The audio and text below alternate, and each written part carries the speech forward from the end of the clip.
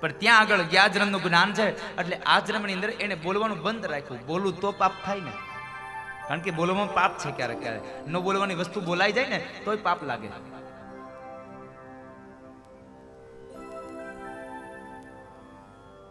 એટલે તો કહે છે બને ત્યાં સુધી તમે ઓછું બોલો. પણ આ દુનિયામાં સાહેબ ઓછું બોલવું ને બહુ મુશ્કેલ છે. મૌન રહેવું સહેલું છે, ઓછું બોલવું બહુ મુશ્કેલ છે.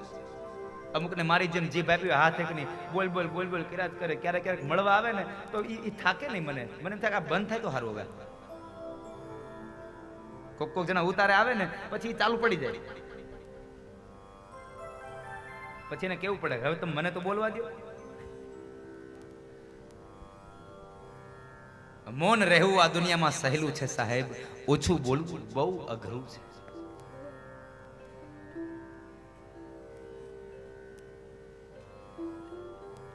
આ સૂત્ર મેં આમ હું દ્વારકા ભણતો ને ત્યારે મારી પાઠશાળાની સામે એક એકેડેમી, એક હાઈસ્કૂલ છે. એ હાઈસ્કૂલના એક દિવાલ ઉપર લખ્યું હતું મૌન રહેવું સહેલું છે પણ ઓછું બોલવું અઘરું છે. ત્યારનું મારા મગજમાં આ ઘૂસી ગયું સાહેબ, મારા માનસપટમાં ચિતરાઈ ગયું. દ્વારકાની મજા જ અલગ છે જીતુભાઈ.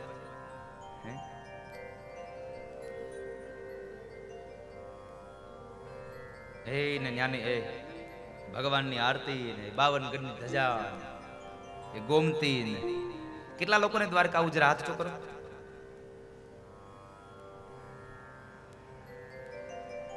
અહીંયા 29 તારીખે કથા પૂરી થશે ને એટલે 30 તારીખે દ્વારકા ચાલુ થાય છે.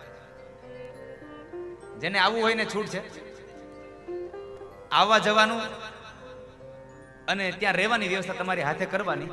જમવાની વ્યવસ્થા અમે કરીશું. રાતની કથા રાખીએ મને. હા, રાતે 8:30 થી 12:30 એક ટાઈમની કથા. દિવસે દરરોજ એને ઠાકોરજીના દર્શન કરવાના. એક ટાઈમની કથા.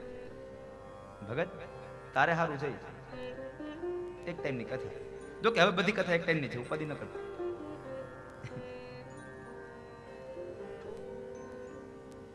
આવનારા સમયની બધી કથાઓ એક ટાઈમની કથામાં આમ થોડુંક આરામ મળે, આનંદ મળે સાહેબ. કથા કહેવાનો પણ એક વખત આવું ને એક જ વખત જવું. ઓલું તો વળી પાછું 12 વાગે જવું ને 2:30 વાગે પાછું આવું. ઘેરે પૂજ્યા ન પૂજ્યા ને ગળું રાળ લઈ જાય. હવે 8 કલાકનું સત્ર થાય જીતુભાઈ મારે.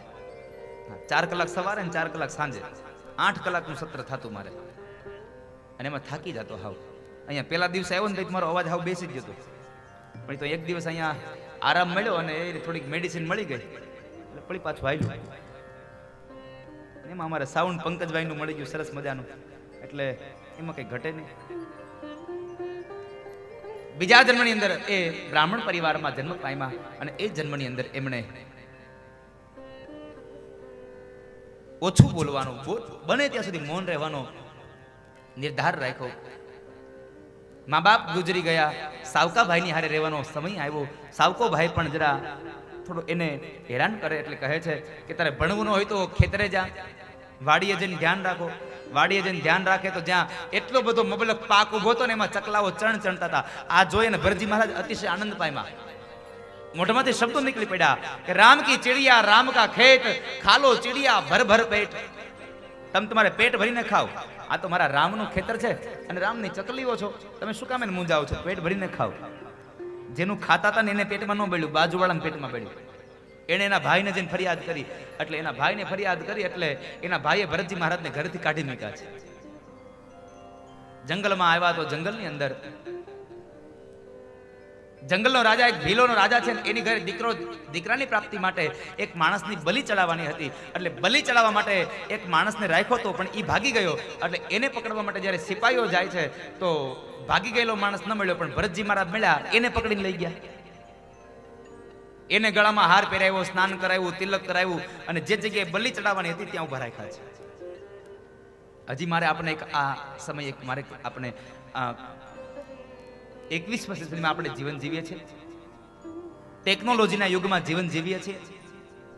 આપ સૌને મારી પ્રાર્થના છે આપણા જીવનમાંથી શ્રદ્ધા વહી ન જાય એના માટે જિંદગીમાં કોઈ દિવસ અંધશ્રદ્ધાને સ્થાન ન આપતા. જીવનમાંથી શ્રદ્ધા ન વહી જવી જોઈએ. શ્રદ્ધા અડગ રાખજો. અંધશ્રદ્ધાને ક્યારેય તમારા જીવનમાં સ્થાન ન આપશો. એક સમય એવો હતો કે બલિ ચડાવાતી હતી, હવે બલિ નથી ચડાવાતી, હજી ચડાવાય છે.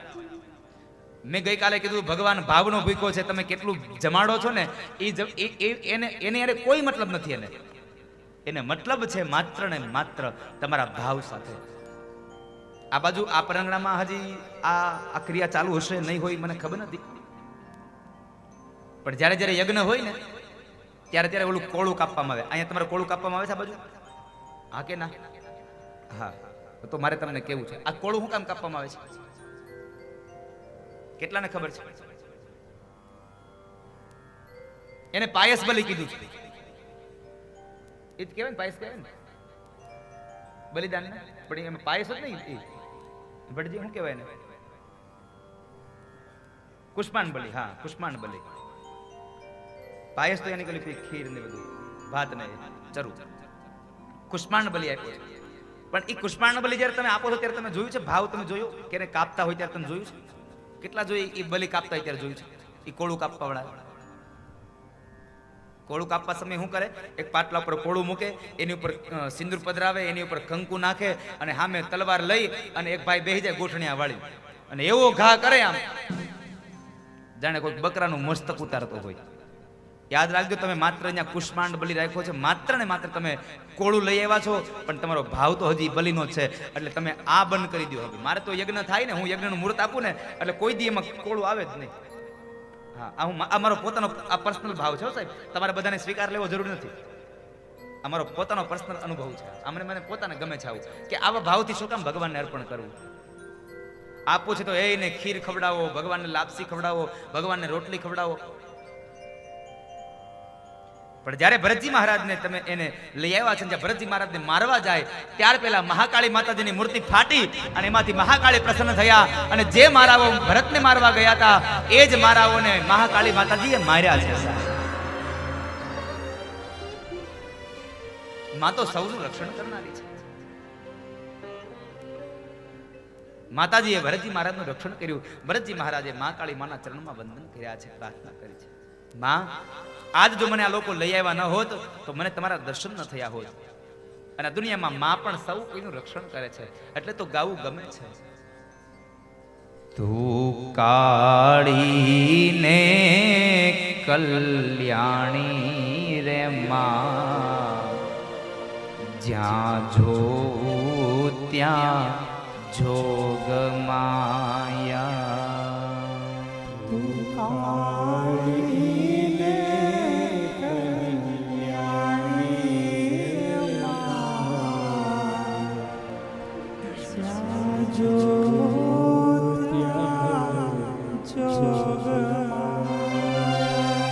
હે તું કાળીને કલ્યાણી રે માં, જ્યાં જોવું ત્યાં જોગ માયા. તું કાળીને કલ્યાણી રે માં, જ્યાં જોવું ત્યાં જોગ માયા. એ તને ચારેય યુગમાં વખાણી મોરી માં, જ્યાં જોવું ત્યાં જોગ માયા. એ તને ચારેય યુગમાં વખાણી મોરી માં, જ્યાં જોવું ત્યાં જોગ માયા. હે તું કાળીને કલ્યાણી મોરી માં, જ્યાં જો ત્યાં જોગ માયા. તું કાળીને કલ્યાણી મોરી માં, જ્યાં જો ત્યાં જોગ માયા. મહાકાળી માતાજીના દર્શન કરી ભરતજી મહારાજ નીકળે છે તો માર્ગની અંદર ફરી પાછા જંગલમાં જ્યાં ડોલતા ડોલતા જાય છે તો રાજા રહુગણના સિપાહીઓ એને પકડીને લઈ જાય છે. રાજા રહુગણના સિપાહીઓ પકડીને લઈ ગયા અને કહે છે કે ચાલો ભાઈ આ પાલખીને ઉપાડો. પાલખીને ઉપાડવાની વાત કરે, પાલખી ઉપાડે છે, ચાલ્યા જાય છે. બરાબર માર્ગની અંદર કીડા મકોડા દેખાયા એટલે ભરતજી મહારાજે કુદાકો લગાવ્યો. એટલે કુદાકો લગાવવાને લઈ અને રાજા રહુગણના માથામાં દંડ વાગ્યો. એટલે રાજા રહુગણ પાલખી ઊભી રખાવી અને ભરતજી મહારાજને મારે છે. ભરતજી હસે છે. રાજા રહુગણે પ્રશ્ન કર્યો, એલા તને વાગતું નથી? મર્યા જેવો છો, આ તું હસે છે તો? અને ત્યારે ભરતજી મહારાજ બોલ્યા છે કે ભાઈ તમે કોને મારો છો? મને નૈનમ છેદંતી શસ્ત્રાણી, મને શસ્ત્ર છેદી ન શકે, અગ્નિ બાળી ન શકે, પાણી ભીંજવી ન શકે, વાયુ સૂકવી ન શકે. તમે મારો છો શરીરને, તો શરીરને મારો, એમાં મારે શું કામ દુખી થવાનું? આ વાત સાંભળી રાજા રહુગણ કહે તો તમે કોણ છો? ભાઈ હું કોણ છું ને એની તો શોધ માટે નીકળી પડ્યો છું. તમે રાજા રહુગણ, તમે રાજા ભરતનું નામ સાંભળ્યું છે? ચક્રવર્તી રાજા ભરત. અરે હા, એના જ રાજ્યમાં રહી છે, એ મૃત્યુ પામ્યા છે. ભાઈ એ તમારા માટે મૃત્યુ પામ્યા છે, ઈનો ઈજ હું ભરત છું. પણ એક વખત હરિમાંથી હરિણ થઈ ગયું ને, આ 2 જન્મ બીજા લેવા પડ્યા. હરિમાંથી હરિણ થઈ ગયું, 2 જન્મ બીજા લેવા પડ્યા. માટે રાજા ભગવાનની ભક્તિ માટે જાવો ને તો આમ અહંકાર ન રાખો મનમાં. કારણ કે રાજા રહુગણ કપિલ મુનિના આશ્રમમાં સત્સંગ માટે જતા હતા. અને સત્સંગમાં જાઓ ને તો કોઈ દિવસ અભિમાન ન રાખશો સાહેબ. સત્સંગમાં જાઓ ત્યારે નિર્મળ બની જાજો. સત્સંગમાં રોજ જવા માટેના સંકલ્પ કરજો. આ કથા બેઠી છે આજ મોરબીમાં, તો રોજના માટે કથામાં આવવાના સંકલ્પ કરજો. કારણ કોણ જાણે કાલ સવારે શું થાય. એટલે આપણો કોશી સંપ્રદાયનું એક પદ કહે છે, આજનો લાવો લીજીએ ભાઈ, કાલનું કાચું હોય જો. સત્સંગમાંથી રજા લઈને સૌને જય શ્રી કૃષ્ણ છે ભાઈ, સૌને જય શ્રી કૃષ્ણ છે. હરિ લીલાવો પ્રભુ લીલાવો, પ્રભુ ભજાના ભાવ જો ભાઈ, પ્રભુ ભજાના ભાવ જો. સત્સંગમાંથી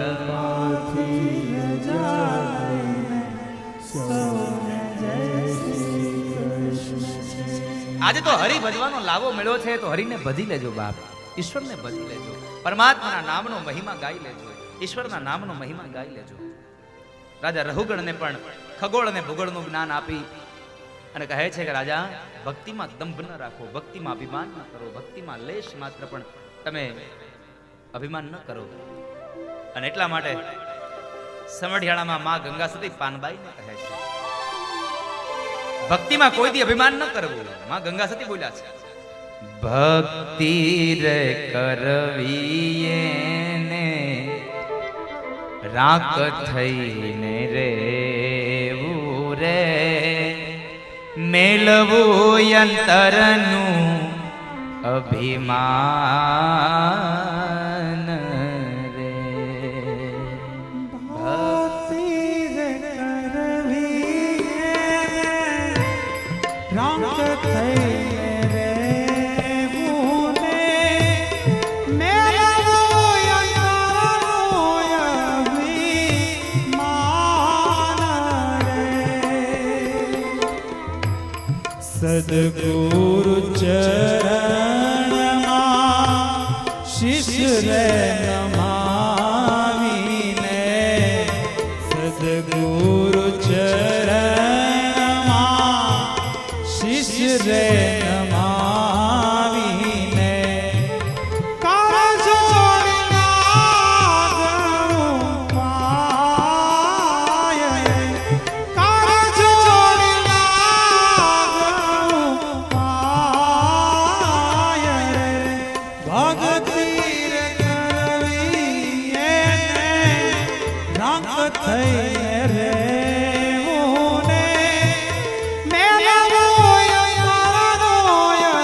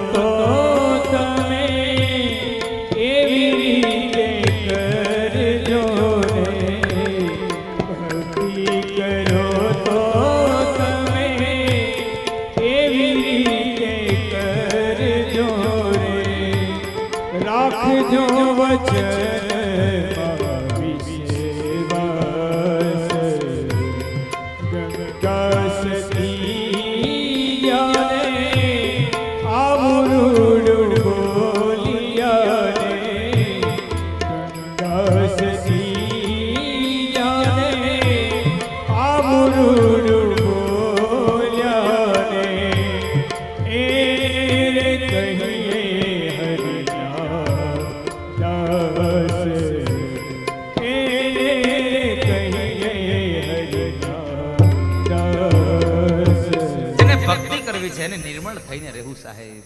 ભક્તિમાં ક્યારે દંભ ન ચાલે. રાજા રહુગણને જ્ઞાનનો ઉપદેશ આપ્યો અને એ પંચમ સ્કંદની કથા વિરામ કરી ષષ્ઠમ સ્કંદમાં પ્રવેશ કરાયો અને ભગવાન બાદરાયણ મહર્ષિ વેદવ્યાસ બોલ્યા છે.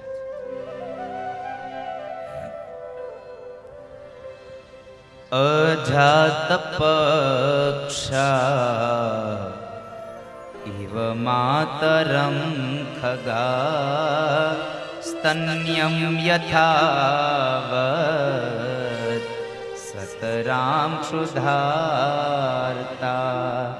પ્રિયં પ્રિયેવ વ્યુષિતં વિષ્ણા મનોરવિંદા ક્ષદિદૃક્ષતે ત્વાં મનોરવિંદા ક્ષદિદૃક્ષતે ત્વાં. છઠ્ઠો સ્કંદ એટલે નામનો મહિમા છે. છઠ્ઠા સ્કંદમાં એક અજામિલની કથા છે અને એ અજામિલ બ્રાહ્મણ હતો. અજામિલ બ્રાહ્મણ હતો જ્ઞાતિય. અજામિલનું એક જ કામ કે ધર્મમાં કોઈ દી હામું જોવું નહીં, સંતોનો કોઈ દી સંગ કરવો નહીં, મંદિરમાં કોઈ દી જાવું નહીં. આવો અજામિલ બ્રાહ્મણ હતો. છતાં પણ એને ભગવાનને ન ભજ્યા. એને ભગવાનને એને ભગવા કપડાને 12મો સંદર્ભો કૂતરા બિલાડા જેવું, અને તમારી ભાષામાં કહું તો છત્રીનો આંકડો. નથી કહેતા ભાઈ એની હારે રહેવા દેજો, મારે એની હારે છત્રીનો આંકડો. છત્રીનો આંકડાનો સરવાળો કરી 9 થાય ને પૂર્ણાંક છે, એમાં જોડ જામશે.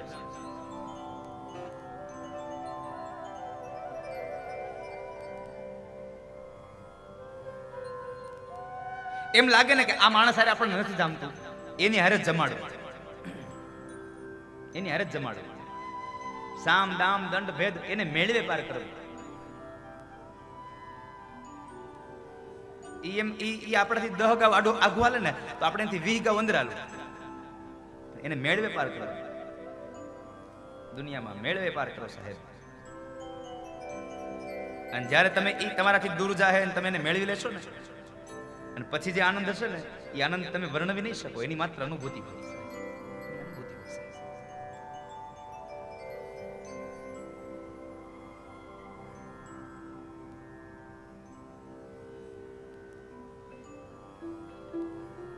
તમે પેલા મેળામાં ગયા કોઈ દિવસ? કેટલા લોકો મેળામાં ગયા? જરા હાથ તો કરો.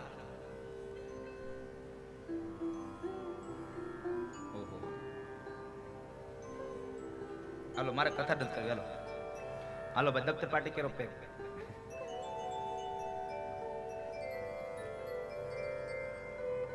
મેળામાં જઈને પછી તમને ખબર એક ઉપર બીજો ગ્લાસ, બીજા ઉપર ત્રીજો, એમ કરતા કરતા ગ્લાસ રાખ્યા આખા, અને આપણે એને બોલથી પાડવાના હોય. આપણે શું કરીએ? બોલથી પાડવા જઈને એક બોલ આમ જરાક આઘો જાય ને એટલે આપણે નારાજ થઈ જાય. બીજો બોલ જરાક એની વધારે નજીક આવે. એમ કરતા કરતા એમાં જો આપણો એકદમ નિશાના ઉપર ઘા લાગી જાય અને બરાબર જો 6ઠા 7મા બોલથી ઈ ગ્લાસ પડી જાય ને એટલે કેટલો આનંદ વ્યક્ત થાય સાહેબ. હે કેટલો આનંદ થાય બટુકભાઈ. એની મસ્તી અલગ હોય સાહેબ. એમ ઈશ્વર તમારાથી ગમે તેટલો દૂર રહ્યો પણ તમે એને જેમ જેમ નજીક લાવવાના પ્રયત્નો કરશો ને એમ તમારી કસોટી થશે આમાં, એમ તમારાથી વધારે દૂર થશે. પણ જ્યારે તમે એક સમયના માટે, એક વખતના માટે પણ ઈશ્વર તમારી નજીક આવી જશે ને પછી તમને જે એનો આનંદ હશે સાહેબ એ તમે અનુભવી શકશો, પણ એને બોલી નહીં શકો તમે ક્યારેય. પરમાત્માની અનુભૂતિ હોય સાહેબ, પરમાત્માનું વર્ણન ન હોય. અને અમારે પૂજ્ય નિત્યસ્વરૂપ સ્વામી કહે છે ભગવાન છે ને એ જાણવા જેવો નથી, એ માણવા જેવો છે. સરદારથી નિત્યસ્વરૂપ સ્વામી છે, સ્વામિનારાયણ સંપ્રદાય, એમ કહે છે ભગવાન છે એ માણવા જેવો છે, એને જાણવા જેવો નથી. એને જાણાય નહીં, એને મણાય સાહેબ. આ દુનિયામાં સાહેબ ઈશ્વર એ પ્રેમનું પ્રતીક છે ને પ્રેમ તો માણવા જેવો છે. પ્રેમને જાણીને શું થશે? માણસ ભૂત બને છે, ભૂત. અને આપણે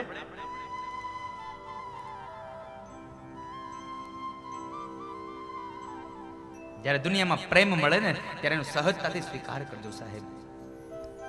કારણ કોણ જાણે પ્રેમ ક્યાં ભાવનો બાકી હોય, કોણ જાણે કે એ પ્રેમ આપણો કયું લેણ દેણ છે. જરૂર નથી હો સાહેબ એક સ્ત્રી અને પુરુષનો જ પ્રેમ. કદાચ બની શકે માં અને દીકરાનો પ્રેમ હોય, બાપ અને દીકરીનો પ્રેમ હોય, ભાઈ અને બહેનનો પ્રેમ હોય. અને હું પ્રેમની જે વાત કરું છું એ વિશુદ્ધ પ્રેમની વાત કરું છું, સ્વાર્થ ભરેલા પ્રેમની વાત નહીં, જેમાં કોઈ સ્વાર્થ નથી, એ પ્રેમની વાત કરી રહ્યો છું. ફકત દિલની સફાઈ માગે છે, પ્રેમ ક્યાં પંડિતાઈ માગે છે, ફકત દિલની સફાઈ માગે છે. પ્રેમ ને પંડિતાઈ ન જોઈએ સાહેબ, પ્રેમમાં તો બસ દિલ સાફ જોઈએ. દિલ સાફ હશે મારું એ આપણે મળી જશે.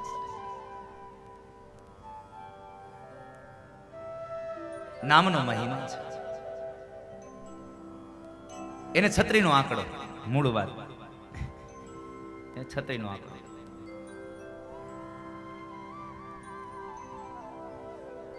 અને એ છત્રીના આંકડામાં એની પત્ની જરાક ભગવાનની ભાવુક, ભગવાન પ્રત્યે પ્રેમ.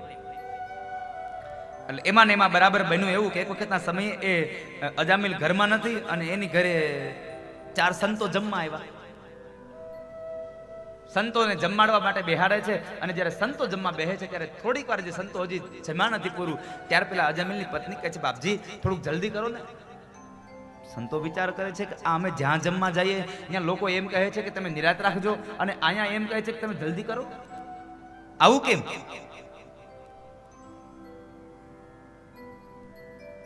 માં શું વાત છે? અરે બાપજી કઈ નહીં, આ તો તમારે પદયાત્રાએ જવાનું છે એટલા માટે હું આપને કહું છું તમે થોડી ઉતાવળ રાખો. નહીં માં કઈ દુઃખ છે કયો, નકર નહીં જમીએ હવે. અને ત્યારે અજામિલના પત્ની બોલ્યા છે, બાપજી તમને કોઈ કે છેતરા છે? મારો ઘરવાળો ભગવાનનો ભગત નહીં, એને આ ભગવા કપડાને 12મો સંદર્ભો છે, કૂતરા બિલાડા જેવું છે ને એને આવવાનો સમય થયો છે, તમે જલ્દી જમીન વયા જાવ, નકર મારા કર્યા ઉપર બધું પાણી ફેરવી દેશે. માટે હું તમને પ્રાર્થના કરું છું તમે જલ્દી જમીને વયા દે. જમીન જતા રહ્યો. અરે માં તો હવે ભગત આવતા હોય તો ભગતને મળીને જ જાય. અરે બાપજી મળ્યા જેવો નથી, તમે વયા જાવ, મળ્યા જેવો નથી તમને. અને એ સમય બરાબર ગામમાંથી અજામિલ નીકળ્યો. ગામના લોકો જેને સંતોને મોકલ્યા હતા અજામિલની ઘરે, એ હજી કપલી ત્યાં બેઠી બેઠી નવરાય હોય ને હાવે ને બીજું કઈ કામ જ ન હોય ગામની પંચાયત સિવાય. ગામની પંચાયત સિવાયનો કોઈ કામ નહીં સાહેબ. અને એ સમયે અજામિલ ને કહે છે, જય સિયારામ ભગત. અજામિલ કહે છે, કોને કહો છો? તમને. કેમ? જેની ઘરે સંતો જમે એ ભગત નહીં કોણ બીજું? કોણે કીધું? અરે જાઓ ઘરે જોઈ આવો, ખબર પડે. આ ગામના આને કોઈ જ તમે ન પૂગો સાહેબ. અને હું દુનિયામાં પ્રાર્થના કરીને કહું છું વ્યાસપીઠથી કે જગતને રાજી કરવો ને એના કરતા જગદીશ્વરને રાજી કરવો 7 દરજે હારો છે સાહેબ. જગતને રાજી કરવો અઘરો છે. જગતને રાજી કરો એના કરતા જગદીશ્વરને રાજી કરો, તમારો બેડો પાર થઈ જશે. એક ઉદાહરણ તમને દઉં છું. એક ગામડાની અંદર એક 7-8 વર્ષનો દીકરો અને એનો બાપ બે ગામત્રે નીકળ્યા. એટલે બાપ ઘોડીએ બેઠો હતો અને દીકરો નીચે હાલ્યો જતો હતો. તો ગામના પાદરમાં નીકળ્યા ને તો ગામના લોકો બેઠા હતા. એ બોલ્યા, આ બાપને કેવો ગણવો, ગૌઠો આખો ઘોડે ચડ્યો છે અને ફૂલ જેવું બાળક નીચે આવેલું જાય છે, આને કેવો ગણવો? એટલે બાપે સાંભળ્યું એટલે બાપ નીચે ઉતરી ગયો ને દીકરાને બેહાડી દીધો. આગળના ગામમાં ગયા ને વળી ગામના લોકો બોલ્યા, આ છોકરાને કેવો સમજવો, આ છોકરો કેવો છે? ગૌઠો બાપ નીચે આવે છે ને પોતે ઘોડે ચડ્યો છે. એ સમયે આ બાપ દીકરો બે સાંભળી ગયા એટલે બાપ દીકરો બે ઘોડે ચડી ગયા, કોઈ કઈ કહે જ નહીં. આગળના ગામમાં ગયા ને ત્યાં ગામના લોકો બોલ્યા, આ બાપ દીકરા બે ને મૂંગા પશુ પર જરાય દઈ આવે છે, બે ઘોડે ચડ્યા છે. કે બે આવું સાંભળીને બાપ દીકરો બે ઉતરી ગયા. હવે કાંઈ કોઈ કહે જ નહીં. એક બાજુની લગામ દીકરાએ પકડી, એક બાજુની લગામ બાપે પકડી અને બે હાલ્યા જાય છે. એક ગામ ગયું, બીજું ગામ ગયું. જે ત્રીજું ગામ આવ્યું ને તેને ત્રીજા ગામના લોકો પાદરે બેઠા હતા. એ બોલ્યા એ કે હાલીને જાવું તો ઘોડો લીધો હું કામ હારે? સાહેબ આ દુનિયા છે સાહેબ. દુનિયાને રાજી કરવી બહુ અઘરી છે. દુનિયાને રાજી કરવી બહુ અઘરી છે. જગતને રાજી કરવું અઘરું છે. જગદીશ્વરને રાજી કરવો બહુ સહેલો છે. અજામિલ ઘરે આવે છે, સંતોનું અપમાન કરે, સંતોને કહે છે ચાલ્યા જાઓ, કોણે તમને કીધું તો અહીંયા આવવાનું? સંતો કહે છે ભગત અમે તમારી ઘરે જમા છીએ એટલે પ્રસાદ અમને દક્ષિણા આપી દો એટલે અમે વયા જાય. અજામિલ કહે છે તમને મારતો નથી અને આ તમારા ભગવા કપડા ઉતારી નથી લેતો, એ તમારી દક્ષિણા સમજો અને વયા જાઓ ચૂપચાપ. પણ ભગત સંતો કહે છે નહીં ભગત એમ ન જવાય, અમને દક્ષિણા આપી દો થોડીક, અને દક્ષિણામાં બીજું કાંઈ નથી જોઈતું, અમારે તો એટલું જોઈએ છે કે તમારા પત્ની ગર્ભવતી છે અને તમારા પત્ની તમારા ઘેર જો દીકરાનો જન્મ થાય તો તમારા દીકરાનું નામ તમે નારાયણ પાડજો. ભલે, કારણ કે અજામિલને ગમ્યું, મફત હતું ને. 3 વખત નારાયણ નારાયણ નામ લેવડાઈને ગયા. સમય ગયો, દીકરો જન્મ પામ્યો, નામ નારાયણ રાખ્યું, દીકરો મોટો થયો. હવે તો દીકરાની અંદર આસક્તિ પામ્યો. નારાયણ તારી માને બોલાવ, નારાયણ જળ ભરતો આવ્યો, નારાયણ ચાલ આપણે બહાર જઈએ. આખો દી નારાયણ નારાયણ નારાયણ મળ્યું થવા. નારાયણ નારાયણ થાય છે આખો દિવસ. એમાં એક વખતના દિવસે બન્યું એવું કે રાત્રિના સમયે અજામિલના પગ બરાબર નિંદ્રામાં હતો અને અજામિલના પગ યમના દૂતોએ પકડ્યા. એટલે યમના દૂતોએ પગ પકડ્યા ને સામે કાળને જોઈ ગયો ને એટલે નાભીમાંથી અવાજ નીકળ્યો, નારાયણ નારાયણ નારાયણ. નાભીમાંથી અવાજ નીકળે ને એ દીકરો સાંભળે કે ન સાંભળે? વૈકુંઠ વાળો નારાયણ સાંભળે સાહેબ. નાભીમાંથી અવાજ નીકળે ને ભગવાન સાંભળે. બાજુના ઓરડામાં દીકરો ન સાંભળ્યો પણ વૈકુંઠ વાળો નારાયણ સાંભળી ગયો, કારણ નાભીમાંથી અવાજ નીકળ્યો હતો. અને હું દર વખતે કહું છું, આ તમને કહી દઉં કે તમે ઘરમાં દીવો કરીને હનુમાન ચાલીસાનો પાઠ કરો, એમાંય ફેર હોય અને ખેતરથી હાલ્યા આવતા હોય ને અંધારું થઈ ગયું હોય અને વાડમાંથી થોડોક અવાજ આવે અને પછી જે હનુમાન ચાલીસા ઉપડે એની વાત જવા દે. ન આવડતી તો આખી મોઢે આવડી જાય.